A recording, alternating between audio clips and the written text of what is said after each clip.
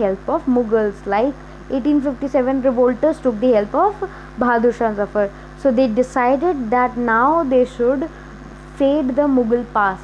Now they should make people forget about Mughals, and they should destroy the remembrance also of Mughals. So what they did for this was mosques were destroyed or put to some other use. Now they were destroying mosques. Now mosques are the places where Muslim people go to worship. Now they were destroying it, and they were even putting the masjids to some other use. Now if you go to a mosque and you worship there, but now if you go there in a mosque, then it might be a bakery as well, which was a very big insult to the people of that community as well. No worship was allowed in Jama Masjid for 5 years. So they sealed Jama Masjid, and they did not allow anybody to go in Jama Masjid and worship there.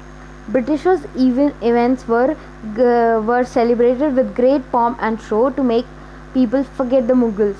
Now, when Mughals used to rule the country, they used to celebrate festivals of all kind of festivals, with a lot of festivities, with a lot of colors, and with a lot of sweets and food and happiness all around. So now you know what is the importance of Eid, and now you know what is the importance of Diwali and Holi as well. But here what Britishers were doing, that they were celebrating their festivals with a lot of shosha, so that they can show off their festivals, and also make people believe that now this is what they are going to celebrate, and they were going to let people enjoy that festival also. So that now, if you see in these days also, earlier people never used to know about Christmas, but these days we see that Christmas is celebrated with a lot of more enthusiasm as compared to the earlier times, when at the time of your parents, or when they used to go to school, there were no such things as Christmas when your parents used to go to school. But now when you go to school, there are Christmas parties, there are Christmas celebrations, because now we are respecting each other's culture and we are learning more. So this is what the Britishers also wanted. But they wanted was that they wanted to forget about the Mughal culture and the past. They wanted now the British culture to be more introduced to the people of India. Shifting of the capital.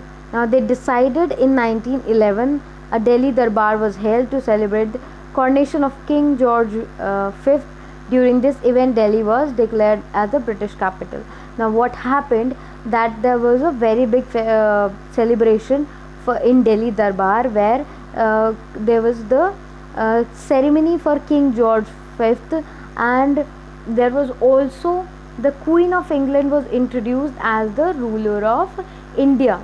So now when this was happening, they also declared that now Delhi is going to be the British capital. They are going to rule India from Delhi. They are going to function all of their practices from Delhi.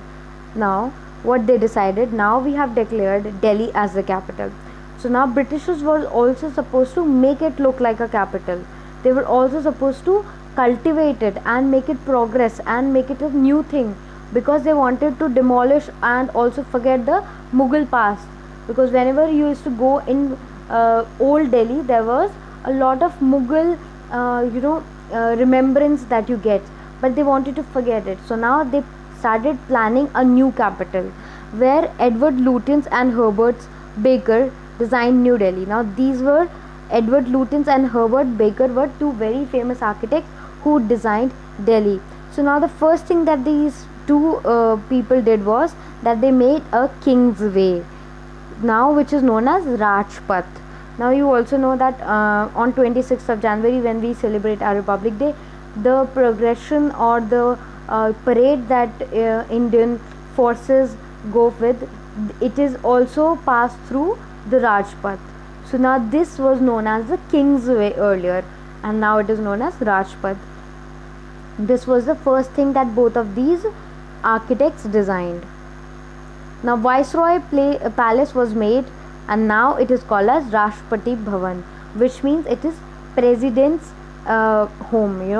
This is president's residence. Now this is where the our president of India lives. Now, to design Delhi, what these architects did was they mixed Greece and Mughal architecture, so that there's a look of New Delhi as well, but still you know that this place is Delhi, because you have a place, you also have a belongingness to that building or to that city. To give importance to the Britishers, the Viceroy's palace was made higher than the Jama Masjid. So before this, Jama Masjid was the tallest building, but now the Viceroy's palace, which is now known as Rashtrapati Bhavan, was made higher than Jama Masjid knowingly, so that Britishers can prove their importance. It took 20 years to build New Delhi. It was different from Old Delhi, which was Shahjahanabad. It had wide streets and with beautiful mansions.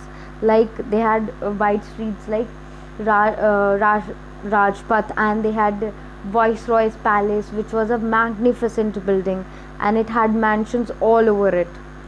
And there were no narrow lanes and crowded mohallas. So when you saw the earlier image of Shahjahanabad, you could see that there were a lot of crowded places and a lot of crowded mohallas. But now in New Delhi, there were no such mohallas or crowded lanes or narrow lanes. The new city was neat and clean. Britishers wanted a clean and hygienic city, though, so they made a clean and green city. So what was the agenda of Britishers? It was to make a clean and a neat city. So they designed a very hygienic green city with very clean roads and very clean environment. Now this is what happened in the first part of the chapter. We're going to read the second part of the chapter soon. I'm going to send it to you in the next class. But till then, please understand the chapter till here, and if you have any problems, you can always contact me. If you have any other problem from previous chapters also, you can discuss them with me. You can discuss the problems on the group as well. So please listen to this explanation and try to understand the chapter. If you want to read the chapter further, that would be beneficial for you. Thank you so much, students. Please take care of yourself and your family.